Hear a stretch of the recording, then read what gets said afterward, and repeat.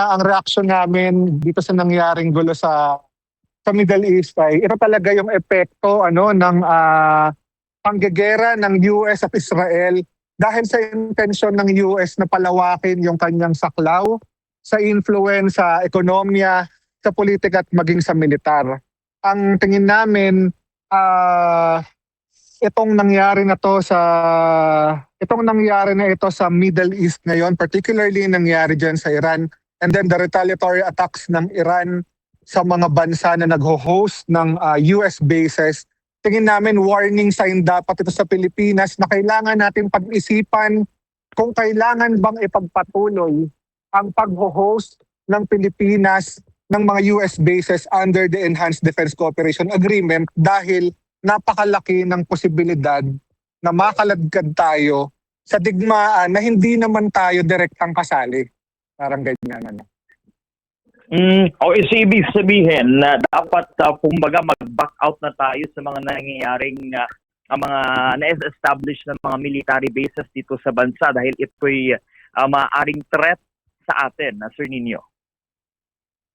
Tama yan, Bombo J. Ang tingin namin, ang mga US bases na nakapwesto sa iba't ibang panig ng daigdig, kabilang ang Pilipinas, ay open target ng mga kalaban ng US.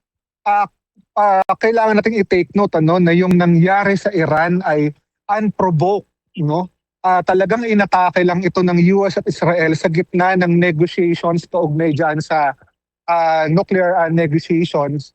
At nakita natin na ang mga ginawa ng Iran ay retaliatory attacks against US bases na nandoon sa mga bansa sa Middle East. Kaya nga tingin namin kung magpapatuloy na hino-host natin itong mga US bases sa atin, napakalaki po ng tsansa na makakaladkad tayo sa isa na namang gera na hindi naman tayo dapat kasali.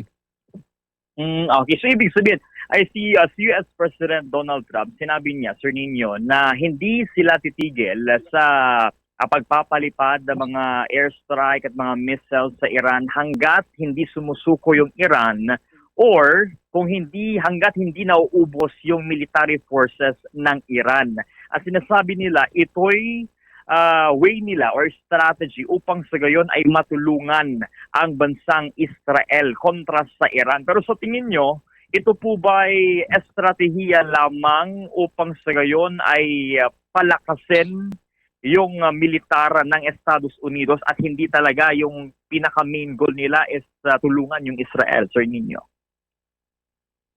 Ang tingin namin dito sa ginagawa na yan ng US at ng Israel, ang tingin namin ay bahagi pa rin yan ng imperialist war of aggression against sa mga bansa na nagpapatupad ng pag-nationalize ng kanilang industriya. In particular sa Iran, napakayaman po ng deposito ng langis. Ni-nationalize nila yan. Yan ang sumuporta sa kanilang ekonomiya simula noong 1979 hanggang sa kasalukuyan. At yan din ang dahilan kung bakit patuloy na pinipressure ng US ang Iran na magbago umano ng rehimen o yung sinasabi ni Donald Trump na regime change dahil hindi mapasok ng US at hindi niya magawa na sakupin yung napakayaman na natural resources ng bansang Iran. Kaya tingin namin, kagaya po ng sinabi ko kanina, yung panggegera na ito ng US at ng Israel sa Iran, at kahit sa iba pang panig ng daigdig, in fact, nitong unang bahagi ng taon, nakita natin yung ginawa nilang pag-atake sa Venezuela na malinaw naman na ang dahilan muli ay ang napakayamang oil reserve ng bansang Venezuela. Tingin namin ito ay war of aggression ng US at Israel laban sa mga bansang mayayaman ng natural resources at bahagi pa rin ng pag-fortify ng US ng kanilang control sa Middle East dahil nakikita nila na ang Iran ang nagiging sentro ngayon ng pagtutol sa pananakop na ito ng US dyan sa Middle East. Okay. Sir Nino, kung titignan po natin yung administrasyon ni Pangulong Bongbong Marcos Jr., sa tingin po ninyo, maaari po ba kaya niyang ikonsidera yung pag-back out or pagtigil sa pagsuporta sa pag-establish ng mga military forces dito sa ating bansa? At kung ito man yung gagawin niya, hindi kaya ito threat din sa ating bansa? Lalong-lalo na sa relasyon ng Amerika at Pilipinas, Sir Nino. Okay, ang tingin namin ay dapat lang na putulin na ni Marcos ang relasyon nito sa US kaugnay sa mga hindi pantay na kasunduan kagaya nga ng pagpasok ng mga US bases sa ating bansa. Pero sa totoo lang, hindi kami umaasa na gagawin ito ni Marcos dahil malinaw na si Marcos ay sunod-sunuran lang sa gusto ng Estados Unidos. In fact, ngayon, nandiyan niya siya sa Amerika para muli ay mamalimos ng tulong at magmakaawang pumasok na naman sa isa na namang kasunduan sa US. Ang tingin namin, hanggat patuloy tayong ganito na sunod-sunod sa interes ng US, makakaladkad ang bansa natin sa kapahamakan dahil malinaw naman na ang katangian ng US ngayon na muli niyang isinusulong ang mga gerang agresyon sa iba't ibang panig ng daigdig. Kaugnay sa seguridad ng bansa at sa tensyon na nangyayari ngayon sa atin sa West Philippine Sea, naninindigan kami, paulit-ulit namin itong sinasabi nito pang nakaraan na dapat nating tahakin ang diplomatikong paraan ng pagresolba sa West Philippine Sea at hindi ang pumayag sa pagkaladkad sa atin ng US sa isang panibagong digmaan na pangunahing mapapahamak naman ay yung mga kababayan natin. Tayo mismo, particular dito sa Ilocos, na tayo yung nasa harapan nito. Kaya tingin namin, dapat igit ng Pilipinas sa diplomatiko at mapayapang paraan. In fact, kahit ang konstitusyon ng Pilipinas, sinasabi niya na wala sa patakaran natin, wala sa patakaran ng bansa ang pumasok sa gera. Dahil malinaw na ito ay disbentahe lang sa ating mga kababayan, disbentahe lang sa ating bansa. Okay, sir. Sir, mapunta po tayo dito sa nagiging epekto ngayon ng gera sa Middle East. Tumataas yung presyo ng mga produktong petrol. At po yung reaction po natin dito at ano po yung masasabi natin sa naging solusyon ng national government na abiso ni Presidente Marcos na mag-commute, magtipid at i-implement yung 4 days work in a week, Sir Nino. Kagaya nga rin ng sabi natin, napakamapanganib sa kabuhayan at sa buhay ang gera na inilulunsod ng US. In fact, ang epekto sa atin itong big time oil price hike na mag-uumpisa bukas. Ang tingin namin, ang posisyon namin dito, dapat na gawin ng gobyerno ay hindi mga band-aid solution kagaya ng pagbabawas kuno ng araw ng trabaho, kundi ang tingin namin ay konkreto na mga hakbangin kagaya ng pag-suspinde hanggang sa pagtanggal ng 12% na value-added tax sa langis at excise tax sa langis. At syempre, yung pagpapabasura dito sa oil deregulation law. Take note, ang kinukuha ng gobyerno sa bawat litro na ibinabayad natin sa produktong petrolyo ay umaabot ng 12% at yung excise tax, 10 piso kada litro kung gasolina, 6 pesos kada litro kung diesel at 3 pesos kada litro kung kerosene. Ngayon, ang problema natin, itong price adjustment na kada linggo ay nagaganap naman talaga sa pandaigdigang pamilihan, otomatikong naipapasa yung responsibilidad na bayaran ito sa mga consumer dahil dyan sa oil deregulation law. Sa pinakasimple at maiksing salita, yung oil deregulation law, tinanggalan niya ng karapatan yung gobyerno na busisiin yung kanyang mga deals kaugnay sa langis kung paano niya itong binili, magkano pa ang stock niya o gaano pa karami ang stock niya.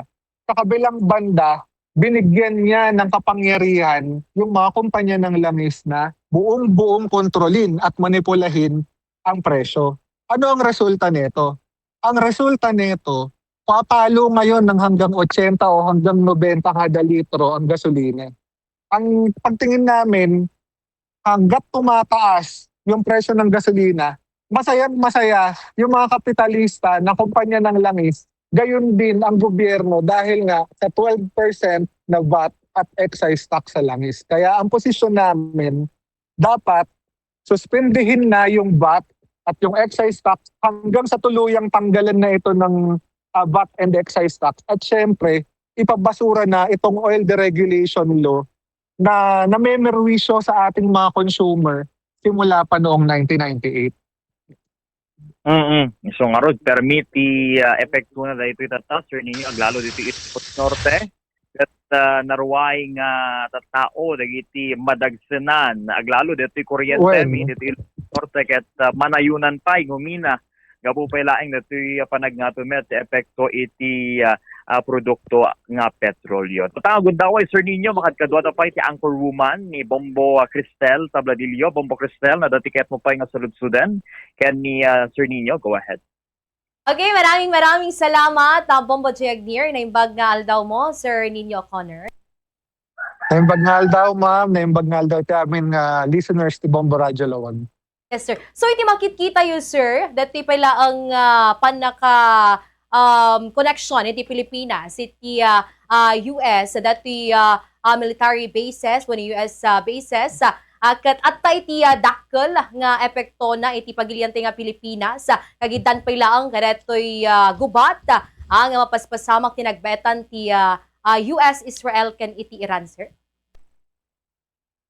Ang sa amin ma'am, again, napakalaki ng chance na madamay talaga yung Pilipinas dito sa nangyayaring gera na ito ng US, Israel at Iran. In fact, kailangan maging mapagbantay tayo sa araw-araw na updates, particular sa geopolitical situation, dahil nakikita natin na nagpepwestuhan na rin yung iba't ibang mga bayan, including yung mga bansa na malapit sa Pilipinas, kagaya ng China and Russia.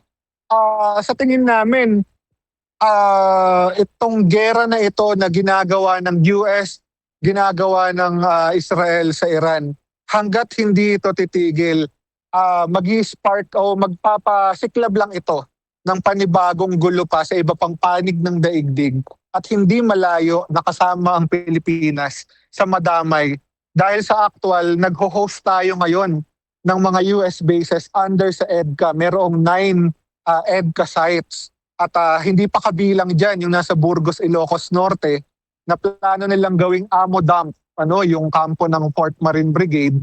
At syempre yung pag-host ng Typhoon missile, yung mid-range capable missile na noong 2024 ay i-display nila sa Lawag Airport. At sa ngayon ay mukhang dinala nila dyan sa may pasukin. Kaya tingin namin hanggat may presence ang US troops, hanggat naririto sa bansa natin yung mga gerang pandigma ng US, malaki ang tsansa na madamay tayo sa sigalot na ito. Ano matiti opinion niyo, sir? Dati pala ang panangipatungpal ni President Ferdinand Bongbong Marcos Jr. 84-day week, 4-day work week, kadagiti sumagmamano nga government offices, tapos kasta kano kat iti panagkonsumo pa lang iti kuryente, wano dati panaggato ay iti presyo iti gasolina, sir. Okay, ang reaction namin talagang band-aid solution yung ginawa ni Presidente Marcos na yan. Hindi pinag-isipan, inutil talaga. Ang dapat na gawin ng gobyerno ngayon, yung merong konkretong epekto sa ating lahat. Yun nga yung sinabi ko kanina, dapat dyan isuspend hanggang sa tanggalin ang 12% VAT at excise tax sa langis at ipabasura ang oil deregulation law.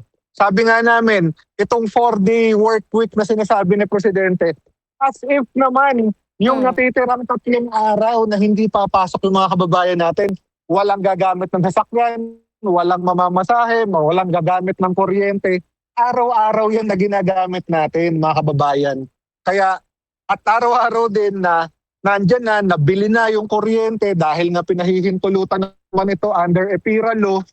At kaya ang epekto nito, napakataas ng presyo ng kuryente. Kahit pa nga ba magbawas ka ng oras ng trabaho, na kagaya nga ng ginawa ngayon, na 4 days lang ang trabaho. Again, pag tumataas po ang presyo ng langis, hindi lang po pamasahe, hindi lang po mga namamasada at may sasakyan ng apektado.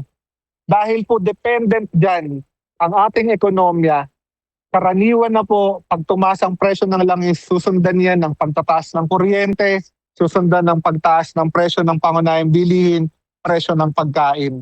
Dito po sa atin sa Ilocos, pinaka-vulnerable po ang mga maranitang magsasaka at mangingisda. Sa pag-aaral po namin, ang 1 hectare po ng lupain para mapatubigan, kakailanganin po ng 25 to 30 liters ng gasolina. Ngayon, magkano yung ipapatong mo dyan? Dagdag po yan sa operation cost ng isang magsasaka.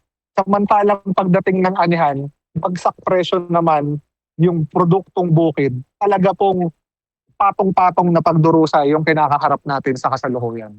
Kumbaga, para kanyayo, sir, awan iti agbalin nga kasla epekto na nati pa nang ipatungpal iti 4-day work week.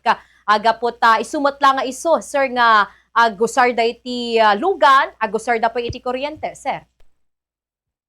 When ma'am, awan talaga ti makikita mi nga konkreto nga epekto na, pero ang tingin namin napakatamad ng desisyon, napaka-inutil, hindi pinag-isipan. Para sa amin, dapat ang pag-isipan ng gobyerno, pag-isipan ni Presidente Marcos, ano yung konkretong hakbang na merong konkretong ganansya rin yung mga kababayan natin sa harap ng tumitinding krisis sa ekonomiya, sa kasalukuyan. Dahil nga sa nangyayari sa ating, sa buong mundo at nangyayari rin sa ating bansa.